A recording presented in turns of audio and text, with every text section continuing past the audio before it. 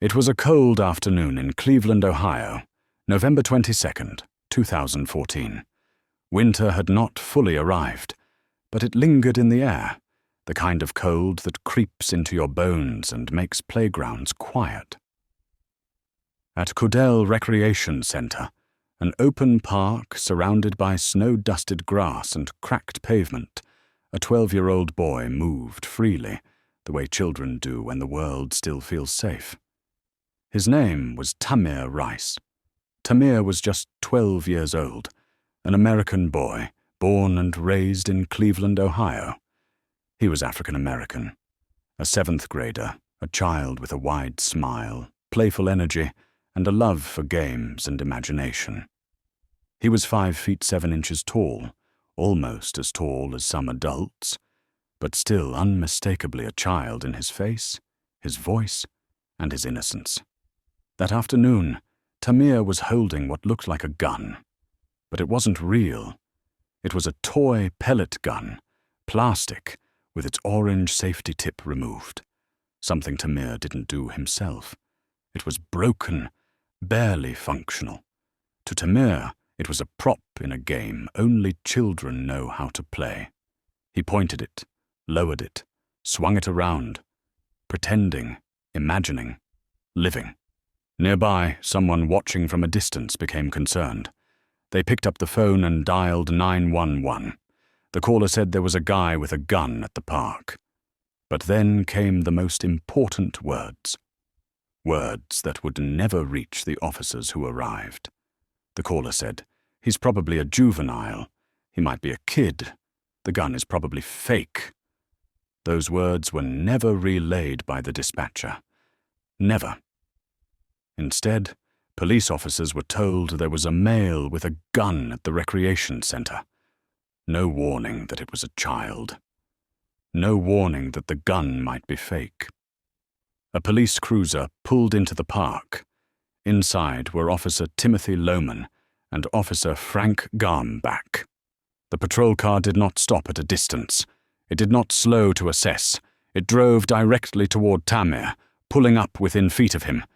In less than 2 seconds, before Tamir could speak, before he could explain, before he could even fully react, a shot rang out. Then another. Tamir Rice fell to the ground.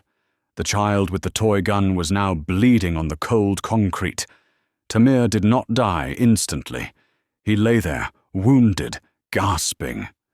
But instead of receiving immediate medical aid, he was left on the ground. Officers handcuffed him. They stood over him. Minutes passed. Tamir's 14-year-old sister, hearing the gunshots, ran toward her brother. She saw him on the ground. She screamed. She tried to reach him. Police tackled her, slammed her to the ground, and handcuffed her, while her brother lay dying only feet away.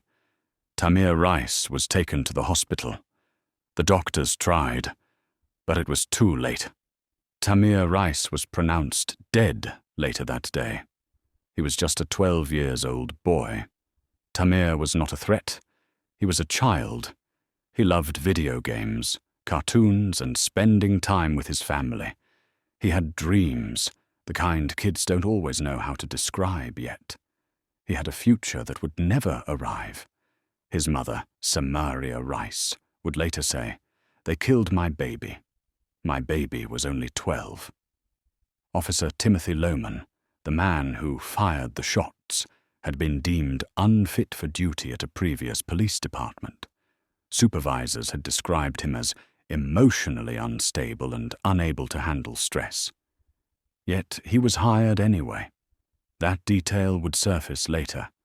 Too late to save Tamir. The killing sparked nationwide outrage. Protests erupted across the United States. People asked the same question again and again. How does a child get shot within seconds? Surveillance footage showed the truth. The car speeding in, the door opening, the shots fired almost immediately. In 2015, a grand jury declined to indict the officers. No criminal charges, no trial, no prison. In 2017, the city of Cleveland reached a $6 million civil settlement with Tamir Rice's family, an acknowledgement of loss, but not of guilt. Officer Lohman was later fired, not for the shooting, but for lying on his job application. Tamir Rice became a name etched into history, a symbol of how quickly fear can turn deadly, a reminder that black children are often seen as older, more dangerous, less innocent. Tamir was 12. He never made it to high school, never learned to drive, never grew old. The park still stands. Children still play there. But the concrete remembers. A boy stood there once, holding a toy, imagining a game, and in 2 seconds, the world took him.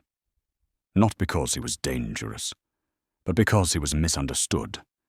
Because someone saw a threat instead of a child. Because Tamir Rice never got the chance to say, "It's not real." Now Reveal Zone asks you, what emotions did this story bring up for you? Anger, sadness, confusion, or something else? Do you believe the legal outcome brought justice to Tamir's family? Why or why not? Share your thoughts in the comment section. I read every single one. Your voice matters. Your opinion matters. And together, we keep the conversation alive.